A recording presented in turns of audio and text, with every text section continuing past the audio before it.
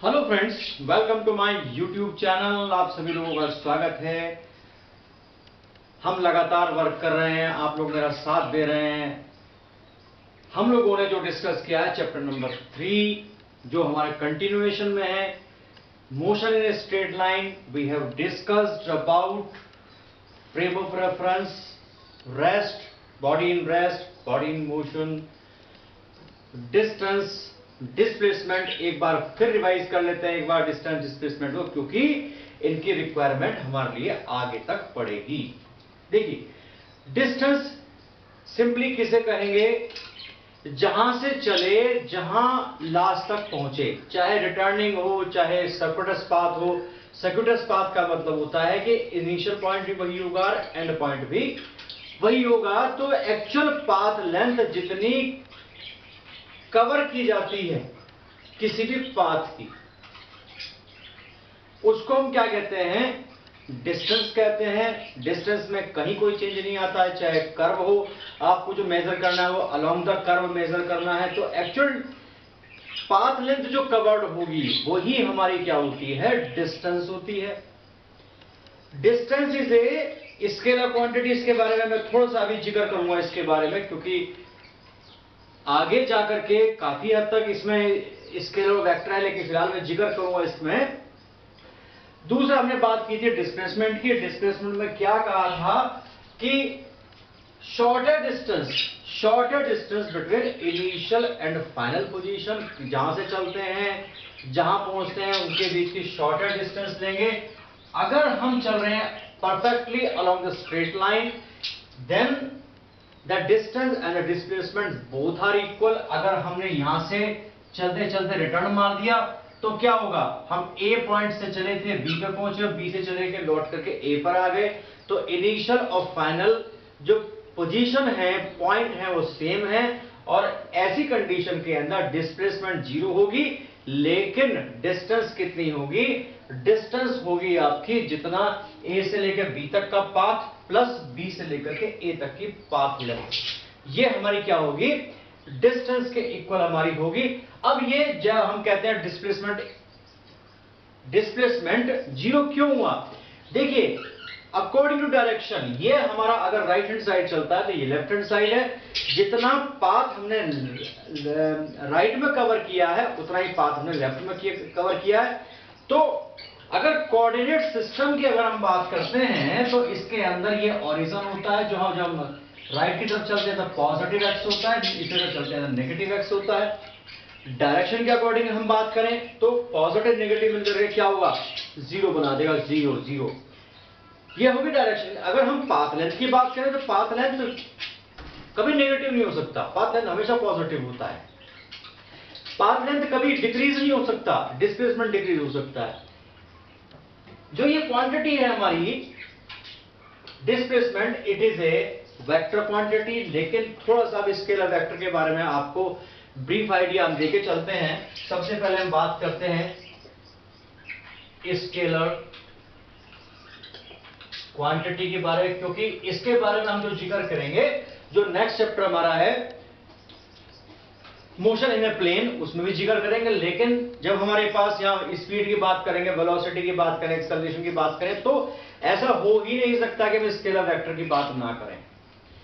Scalar quantity, देखिए, कोई भी क्वांटिटी हो जो मीजरेबल क्वांटिटी है, उसके अंदर एक बात तो आप 100% परफेक्ट मान के चलिए, उसमें मैग्नीट्यूड होता है, उसमें वैल्यू होती है। फिजिकल क्वांटिटी की वैल्यू को हम फिजिक्स के लैंग्वेज में मैग्नीट्यूड कहते हैं। Magnitude means value. डायरेक्शन हो या ना हो, इस बात का कोई इंपैक्ट नहीं है। तो स्केलर क्वांटिटी क्या हुआ? Those quantities which have only magnitude, not the direction, is called scalar quantities. Those quantities which have only magnitude, no need of direction, is called scalar quantity. Example की हम बात करते हैं टाइम की, मास की बात हम करते हैं, प्रेशर की बात हम करते हैं, डिस्टेंस की बात हम करते हैं, power, all kind of energy etcetera. इस तरीके की बहुत सारी क्वांटिटीज पॉसिबल हो सकती हैं जो स्केलर की कैटेगरी में हमारी आती हैं। मास भी हमारा उसी कैटेगरी के अंदर आता है। अब इंपॉर्टेंट चीज क्या है कि इसके अंदर बात करते हैं वेक्टर क्वांटिटी। ये vector quantity, vector quantity, vector quantity means direction plus magnitude. ऐसी क्वांटिटीज जिसके अंदर मैग्नीट्यूड भी हो, जिसके अंदर डायरेक्शन भी हो, दोनों इंक्लूड रहे, उसको हम क्या कहते हैं? वेक्टर क्वांटिटीज कहते हैं। तो क्या होगा? Those quantities which have magnitude as well as direction is called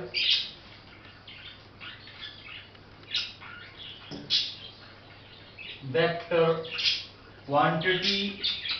for example की हम बात करते हैं, फॉर एग्जाम्पल हम बात करते हैं सबसे पहले डिस्प्लेसमेंट की बात हम करते हैं,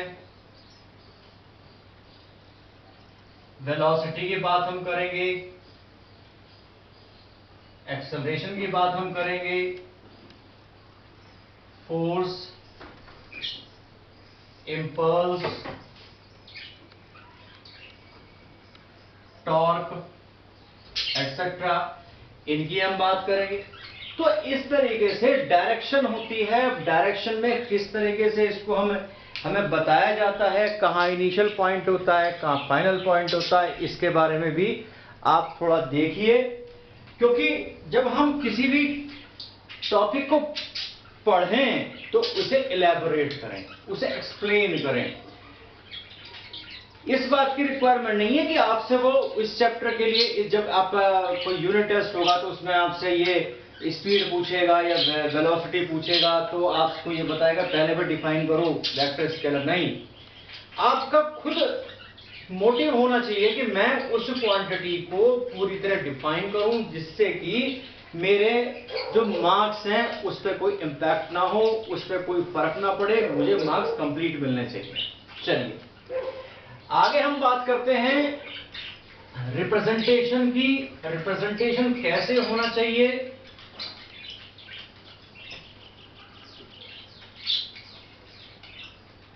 representation of vector quantity.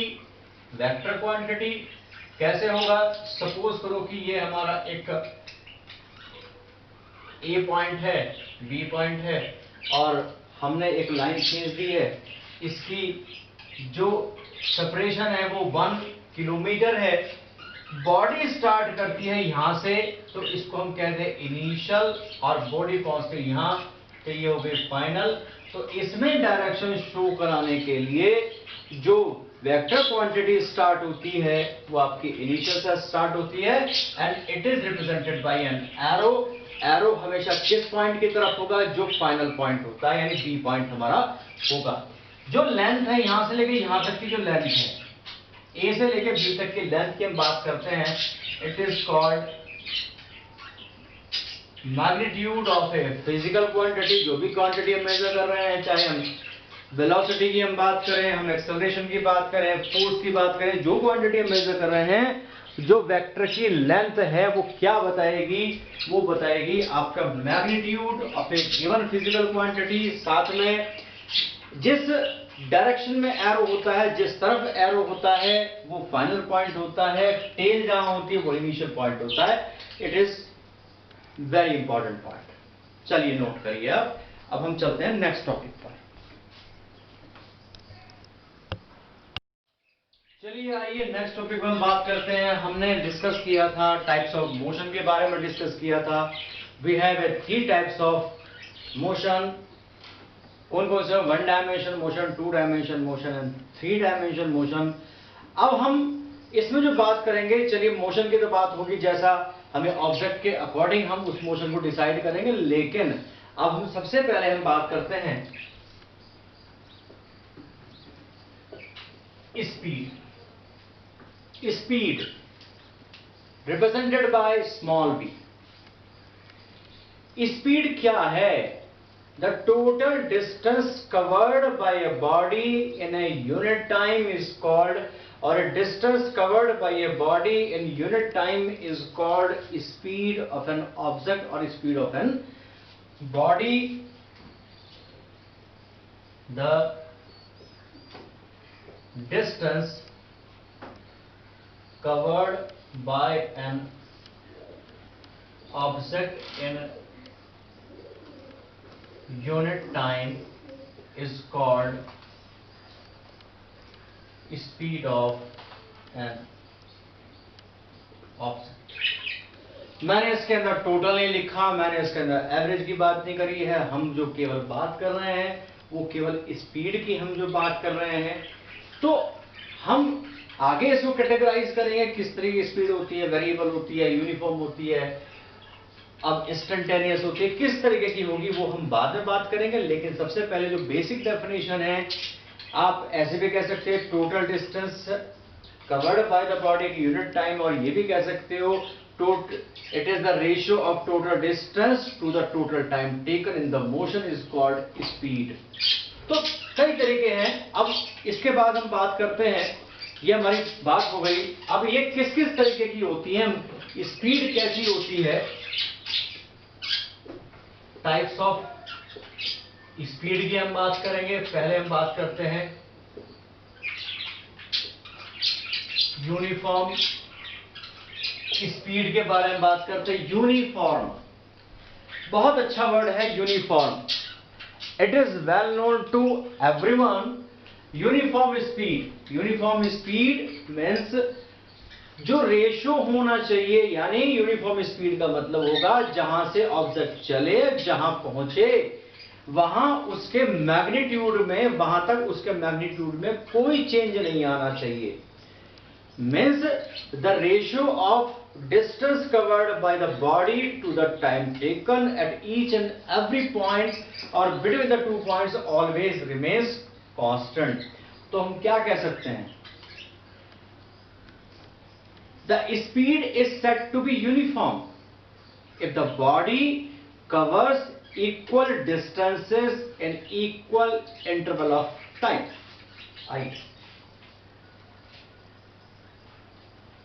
The speed of an object is said to be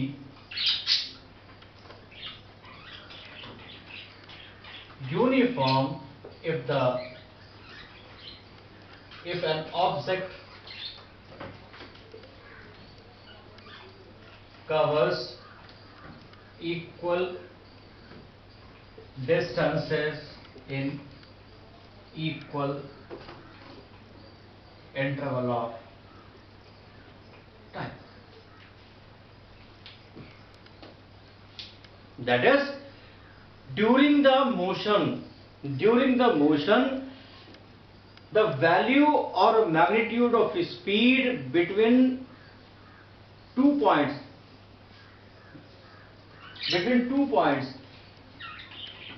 is always remains constant. हम कोई भी 2 पॉइंट लें, पाथ में कोई भी 2 पॉइंट को कंसीडर करते चलें, उनके बीच में जो स्पीड होनी चाहिए, जो वैल्यू होनी चाहिए, वो हमेशा कांस्टेंट रहनी चाहिए। Then the speed is said to be uniform.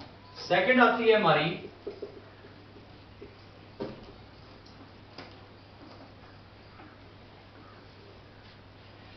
Variable. Variable क्या होती है भाई? वेरिएबल का मतलब होता है वेरी करना।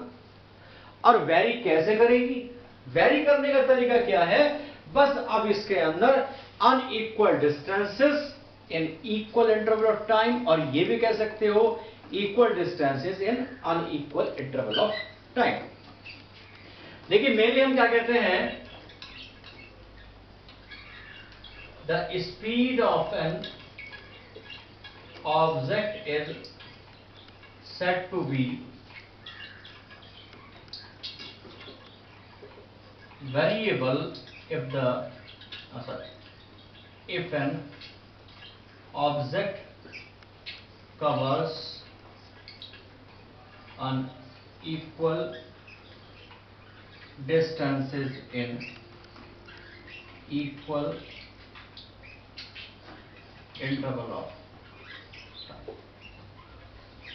मे भी आप लोगों ने पढ़ा होगा, you have already red these topics in class 9th, नहीं पढ़े हैं, नहीं याद रहते हैं, हो सकता है टाइम लैप्स हो जाता है, तो ये तो हमें पढ़ने ही पढ़ना है क्योंकि इनके बिहाफ पर हम आगे चलेंगे।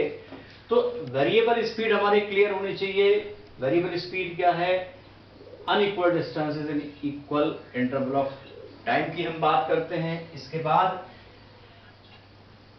हम बात जो करेंगे वो करेंगे एवरेज स्पीड की। एवरेज स्पीड,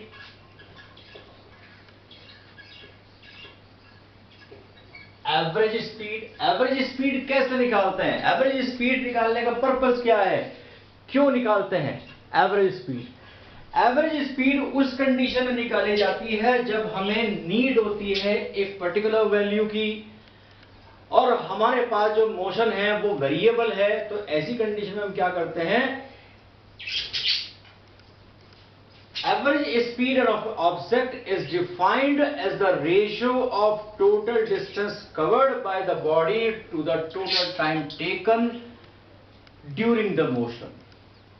हम एवरेज कहते हैं, टोटल की हम बात करते हैं उसके अंदर, क्योंकि वेरिएबल में क्या होगा, वेरिएबल में पहले दो पॉइंट्स के बीच में कुछ स्पीड होगी, दूसरे दो पॉइंट्स के बीच में कुछ स्पीड होगी, वैल्यू इक्वल नहीं होगी। अगर इक्वल हो गई तो यूनिफॉर्म हो जाएगी, और अनइक्वल रही तो कैसी होगी, वेरिएबल हो जाएगी।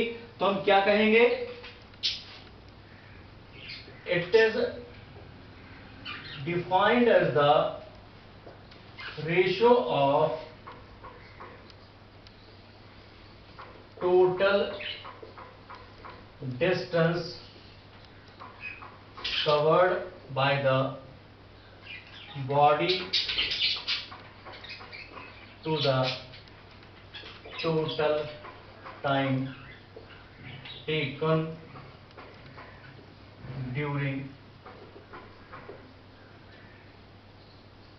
during motion। अब क्या मान के चलते हैं, let delta S be the total distance in time delta T, यानी टोटल टाइम जो वो कितना, डेल्टा टी का टोटल टाइम हुआ। तो डेल्टा एस डिस्टेंस कवर हुई किसमें, डेल्टा टी टाइम में। तो एवरेज स्पीड क्या हो गई, एवरेज स्पीड हुई v bar. Bar is representation to the average delta s upon delta T.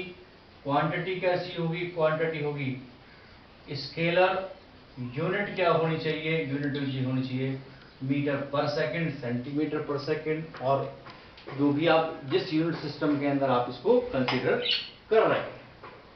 तो ये बात हमारी इसके अंदर हो जाती है। इसमें अलग अलग वैल्यू दे सकते हैं। डेल्टा एस की वैल्यू आपको वेलोसिटी टाइम जी फॉर्म में दे सकते हैं, वो तो जैसा भी वैल्यू होगा उसको हम उसके अकॉर्डिंग ही चेंज करेंगे। फिलहाल हम इसके बारे में जिक्र नहीं करेंगे, जब हम क्वेश्चन के बारे में जिक्र करते हैं, जब हम उसको चेंज करके रख के चलते हैं।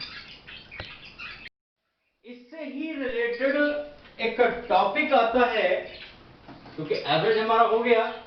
एवरेज के बाद में हमारे पास जो टॉपिक आता है उसका नाम है instantaneous speed.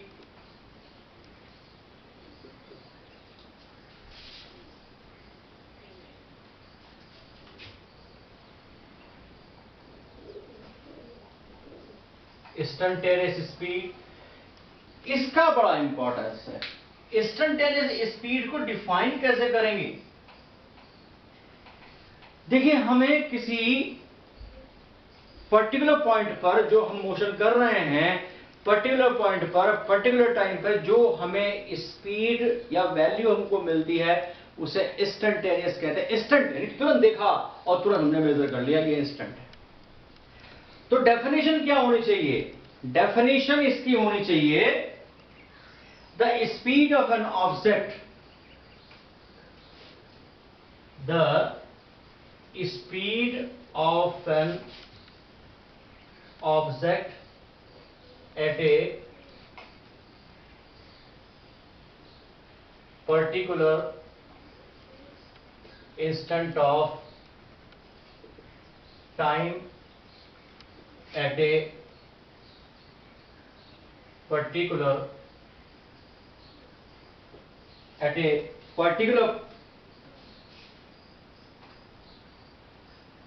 point of its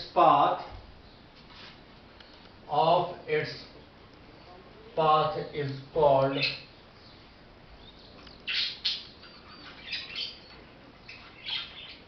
instantaneous speed.